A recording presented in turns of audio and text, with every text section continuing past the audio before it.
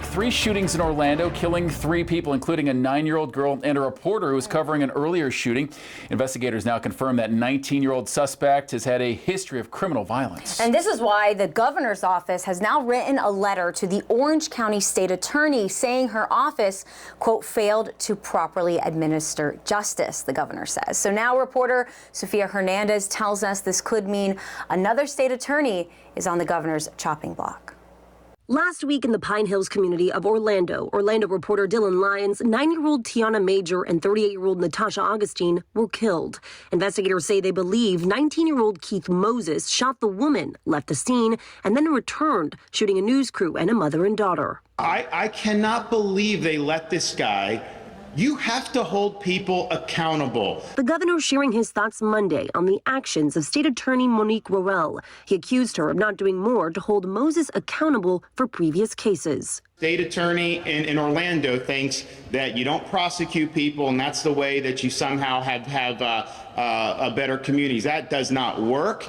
Tuesday, his office took a stronger stance, sending this 2-page letter to Worrell's office, quoting the suspect's extensive criminal history and that Moses was arrested in 2021 but was not prosecuted by the state attorney's office.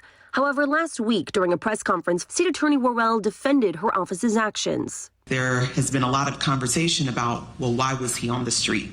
This individual's only adult offense was a possession of marijuana, 4.6 grams of marijuana, that my office did not charge because when you have a quantity that low, the Florida Department of Law Enforcement does not test the substance, and that means the state attorney's office cannot prove the case. During this press conference, Worrell furthered that she could not disclose any information on juvenile suspects. She also stated that this legislative session, she asked for the legislature to change the rules regarding the length of time a suspect in the juvenile justice program could be held.